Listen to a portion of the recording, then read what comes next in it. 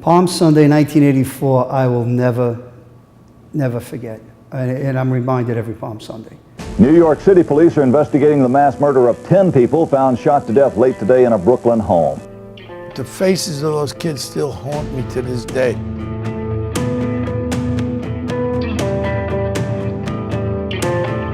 We're here in the East New York section of Brooklyn, where on Palm Sunday, 1984, a family in the house behind me were having snacks watching TV when a gunman entered their home.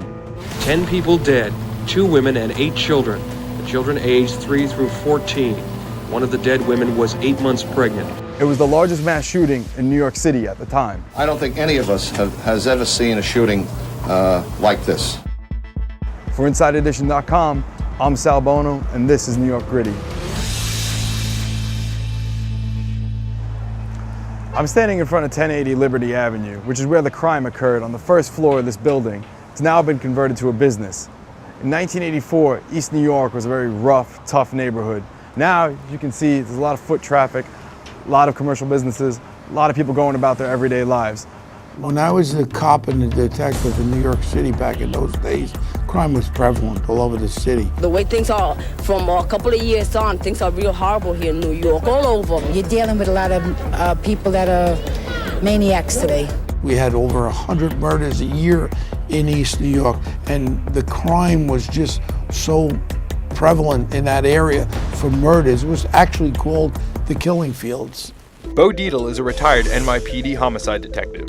He was part of the team from the 75th Precinct that investigated the crime known as the Palm Sunday Massacre. It was a really torrential rain day. I've never seen rain like it before or after it. It was just, that's one of the vivid memories of my mind. So that day, I wasn't working. I always called into the squad, what's going on? And then I called in there and I got Joe Hall on the phone. Usually when you arrive to see guys say, hey Joe, how you doing? Tell you what you got, but you could see on the faces, as I remembering now, faces, everybody was very solemn. You know, like it was no joke. And he said, oh, we got 5, 6 dead on Liberty Avenue. I said, what?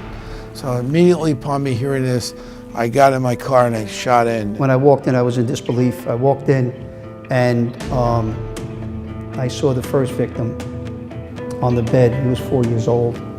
I saw him lying on the bed, and next to the bed, at the foot of the bed, there was a pool of blood. It was sort of like a railroad flat, one room into the next, into the next, into the next.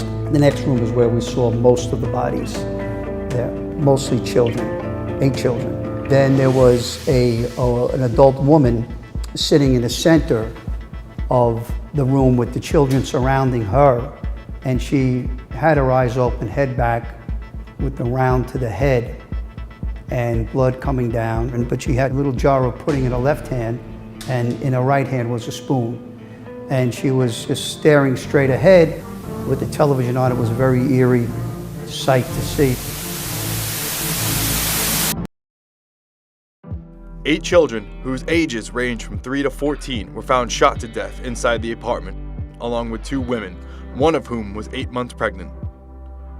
The only survivor was a baby girl who was about a year old. The detectives on the scene say they're still haunted by what they saw.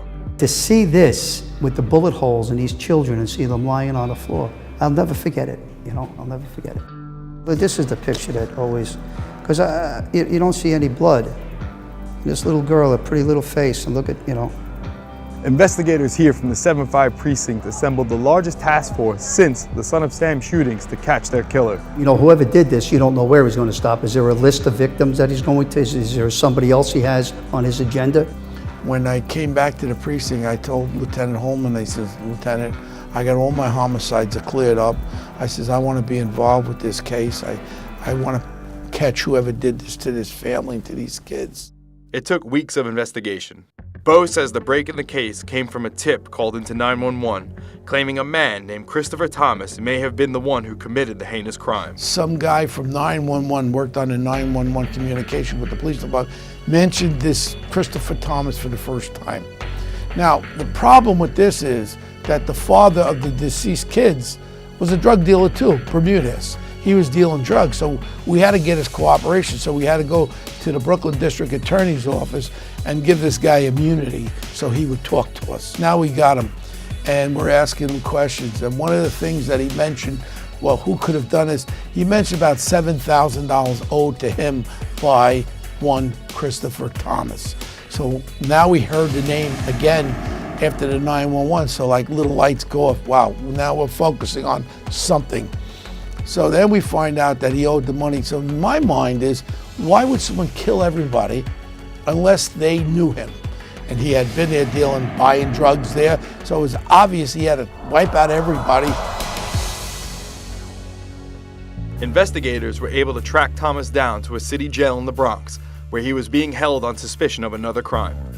His lawyer claimed that he was high at the time when he killed the family. Thomas was put on trial and convicted, but not for murder. So they came back with a manslaughter conviction, meaning that because he smoked crack cocaine, he didn't know what he was doing. That's a load of bull. So if you want to go kill somebody, do a couple of lines of coke, go whack them. And that's going to be the same defense, which is ridiculous. These little kids will never, ever have a life. There'll be no Easter, there'll be no Christmas. They're dead. In 1985, Christopher Thomas was sentenced to a maximum of 250 years behind bars. As I was researching this story, I started making calls to find out how Thomas was doing in prison. But he wasn't in prison at all. In January of this year, Christopher Thomas was released from prison.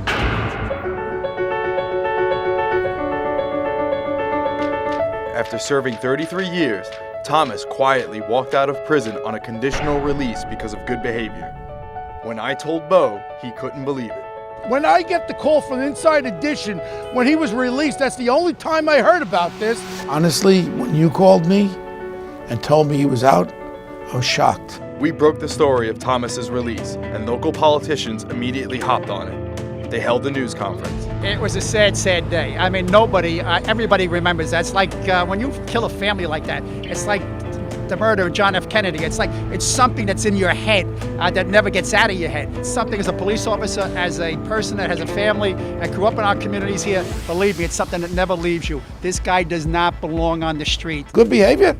These kids were in good behavior. They're watching television. They were in good behavior. He's in jail. You're supposed to have good behavior.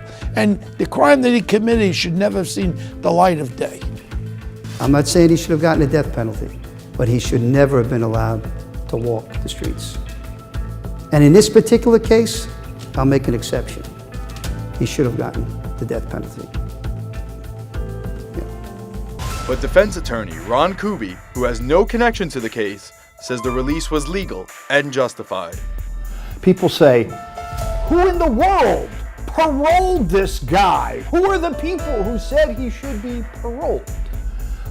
And the truth is, nobody said he should be paroled. His release was required under the law.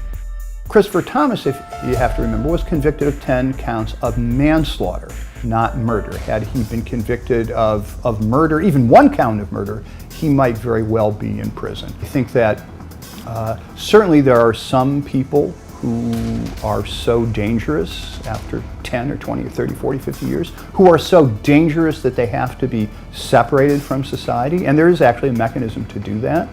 But how much punishment? I mean, really? 30 years of punishment? 40 years of punishment? In my legal opinion, American sentencing is far too harsh to begin with. We impose the longest sentences in the Western world by a factor of 2 or 3. Other people in other countries commit really bad murders too, and yet they are not put in prison for the rest of their lives. They're successfully rehabilitated. The detectives say now that Thomas is out, they don't believe justice was served. First call I made was to Jaffe. She was a policewoman at the time, on patrol, brand new. Joanne Jaffe was on the scene that day and held the surviving child, a little girl named Christina. And I talked to her, and I just couldn't believe it. I said, I'm shocked. Jaffe kept in touch with the child as she grew up, and several years ago officially adopted her as her daughter. Jaffe is now retired.